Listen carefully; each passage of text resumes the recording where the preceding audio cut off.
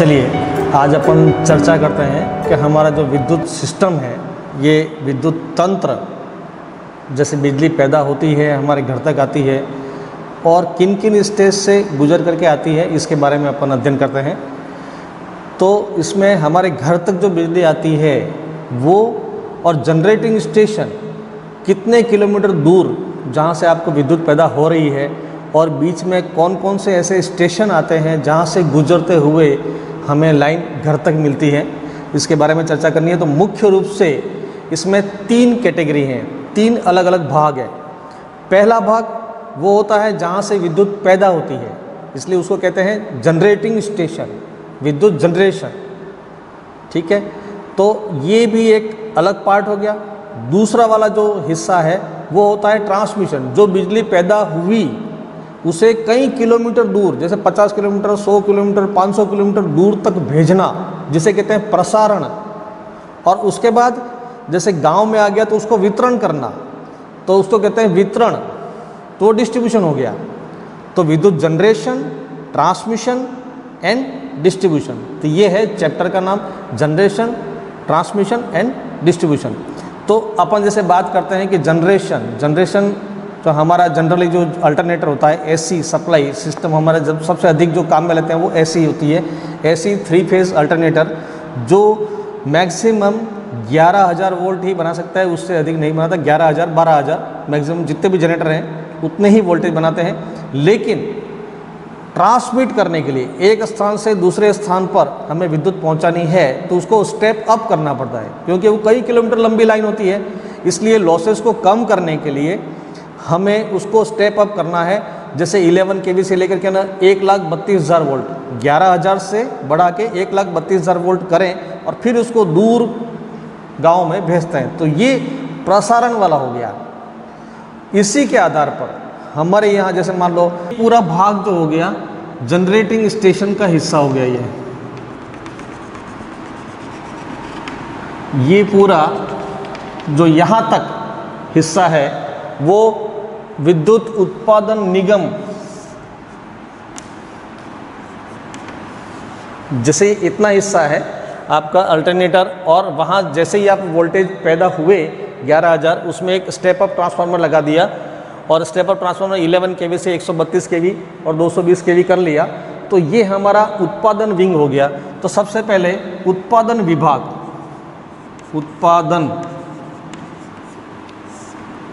उत्पादन का विभाग है वो ये रहा। अगर जैसे अपन इस राज्य की बात करते हैं, राजस्थान राज्य, जैसे अपने यहाँ राजस्थान में एक निगम बना दिए, 3 अलग अलग निगम बने हुए हैं। तो राजस्थान राज्य विद्युत उत्पादन निगम, ये इसका काम हो गया कि जनरेटर का और ट्रांसफार्मर तक इसका काम हो गया। तो राजस्थान राज्य विद्युत उत्पादन निगम, तो ये उत्पादन का जो काम कर रहा है वो पहला जो विभाग है निगम, तो इसको जैसे राजस्थान राज्य उत्पादन जनरेशन निगम, तो ये डिपार्टमेंट हो गया सारा उत्पादन का। उसका काम है जनरेटिंग स्टेशन से जो वोल्टेज पैदा हो रहे हैं वो यहाँ लाइन तक देना। उसके बाद जैसे ये वोल्टेज पैदा करके देता है तो ये डिस्ट्रिक्ट लेवल का एक बड़ा स्टेशन होगा, जो रिसीविंग स्टेशन, जहाँ पर 1,32,000 की जो लाइन है वो ट्रांसमिट की जाएगी, चाहे वो 50 किलोमीटर, 100 किलोमीटर, 200 किलोमीटर की डिस्टेंस हो। ये जो डिस्टेंस है इतनी लंबी डिस्टेंस कवर करके, और ये GSS जो रिसीविंग स्टेशन है ये ट्रांसमिशन विभाग का काम है। तो इसलिए एक विभाग वो है जो विद्युत पैदा हो रही है वो उस स्टेशन तक पहुँचाना, इसको कहते हैं विद्युत प्रसारण निगम। तो दूसरा काम आ गया उसका, दूसरा राजस्थान राज्य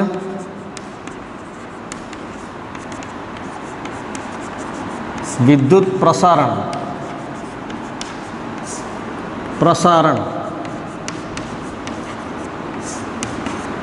निगम, ये ट्रांसमिशन का काम करेगा। ट्रांसमिशन लाइन जहाँ जहाँ जा रही है उसकी मेंटेनेंस करने का, तो ये डिपार्टमेंट जो हो गया। यहाँ तक जो काम हो गया प्राइमरी ट्रांसमिशन लाइन। अब अपन देखें कि ये एक जनरेटिंग स्टेशन है हमारा 100-500 किलोमीटर दूरी पर। उसके बाद यहाँ जो एक रिसीविंग स्टेशन बन गया वो ये जिले लेवल का हो गया। 132 kV से 33 kV की लाइन जो प्राइमरी ट्रांसमिशन लाइन जिसको कहेंगे, जहाँ से पैदा हुई वो सीधी सीधी एक डिस्ट्रिक्ट हेडक्वार्टर पे आई।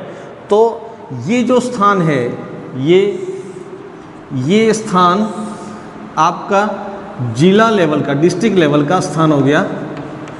डिस्ट्रिक्ट लेवल में जो भी आपका स्टेशन बना हुआ है वो स्थान यहाँ आ गया। इस स्थान पर हमारी विद्युत आती है, जहाँ से जनरेटिंग स्टेशन है वहाँ से डिस्ट्रिक्ट लेवल पर एक स्टेशन बना हुआ है, वहाँ पर आएगी वो हाई वोल्टेज की जो लाइन आ रही है। उसके बाद सेकेंडरी ट्रांसमिशन, उसके बाद फिर वो अलग अलग, जैसे ज़िले के अंदर बहुत सारे गांव होते हैं, गांव में सप्लाई का जो वितरण होगा तो सेकेंडरी ट्रांसमिशन जो गांवों तक जाती है। तो ये हिस्सा जो हो गया हमारा, ये गांवों का हो गया या कस्बों का, ये गांव या कस्बा, विलेज, अलग अलग विलेजों में, कस्बों में ये लाइन जाती है। वहाँ से हो कर के अलग अलग गली और मोहल्लों में, तो ये जो डिस्ट्रीब्यूशन सिस्टम रहेगा ये आपके गली और मोहल्लों में, ये जैसे आपका कौन सा मोहल्ला है, गली मोहल्ले के लिए एक स्टेशन बना दिया, उसके बाद ये आपकी लाइन जो है वो घर तक पहुंचती है।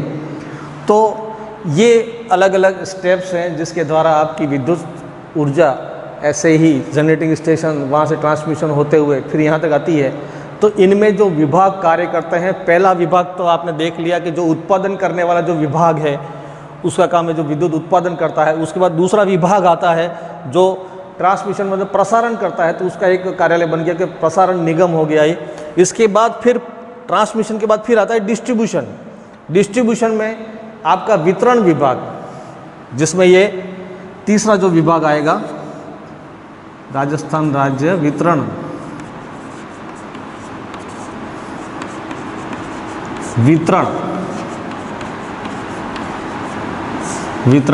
निगम। तो ये सिस्टम जो बना हुआ है अपना सप्लाई सिस्टम में, ये 3 डिपार्टमेंट जो हैं हमारे ये काम करते हैं। एक तो उत्पादन निगम होता है, दूसरा प्रसारण होता है और तीसरा वितरण का जो काम करने का जो काम करता है वो। अब ये सिस्टम आपने देख लिया, जनरेटिंग स्टेशन वहाँ से पैदा होगा, डिस्ट्रिक्ट लेवल में लाइन आएगी, डिस्ट्रिक्ट लेवल से फिर वो एक शहर या कस्बे में वहाँ पर एक छोटा सा GSS बनेगा जहाँ पर 66 kV से 11 kV की लाइन में डाउन करके और सप्लाई वितरण की जाएगी। उसके बाद फिर गली और मोहल्लों में, जहाँ जो गली का एक नुक्कड़ होगा वहाँ पर आपके ये 11 kV से 440 का एक ट्रांसफार्मर लगा करके और वहाँ से लाइन अलग अलग घरों में दी जाएगी। अब ये सारा जो सिस्टम है वो 3 फेज 3 तार का ही सिस्टम रहता है। जनरेटिंग स्टेशन से ट्रांसमिशन तक 3 फेज का 3 तार सिस्टम है। वहाँ से प्राइमरी ट्रांसमिशन और सेकेंडरी ट्रांसमिशन तक 3 फेज 3 वायर ही होता है, और वहाँ से प्राइमरी डिस्ट्रीब्यूशन में भी 3 फेज 3 वायर ही होता है। लेकिन सेकेंडरी डिस्ट्रीब्यूशन जहाँ से 11 kV और 440 वोल्ट आ जाते हैं, वहाँ से फिर न्यूट्रल निकलता है 440 वोल्ट में, तो यह 3 फेज 4 वायर सिस्टम हो जाता है। यहाँ 3 तार जाते हैं, साथ में एक न्यूट्रल का तार भी चलता है, तो ये 3 फेज 4 वायर सिस्टम यहाँ पर जाकर के 3 फेज 4 वायर सिस्टम होता है। बाकी सभी जो है वो 3 फेज 3 वायर सिस्टम होता है। इसके आधार पर आपको समझ में आ गया होगा कि हमारा जो घर तक जो बिजली आती है वो कौन कौन से स्टेज से होकर के आती है। और क्योंकि ये बहुत बड़ा लार्ज स्केल है, लार्ज स्केल में वितरण किया हुआ रहता है और वो ओवरहेड लाइन का ही ज़्यादातर प्रोविज़न रहता है, तो हमें ये आउटसाइड में जाकर के देखना पड़ेगा। वो बाहर GSS का विज़िट करेंगे, उससे आपको आइडिया लगेगा कि किस प्रकार से वितरण में प्रैक्टिकली क्या क्या चीज़ें लगाई जाती हैं। पोल वगैरह, पोल से कंडक्टर वगैरह, बस बार नहीं, ये सब सारी जो चीज़ें हैं जो आपको देखनी है वो आउटसाइड में GSS का विज़िट करेंगे, उसमें आपको देखना है। फिलहाल ये सिस्टम आपको अच्छी तरह समझ में आ गया होगा कि घर तक हमारी जो लाइन आती है और कौन कौन से स्टेप से होकर के आती है, ये आपने देखा।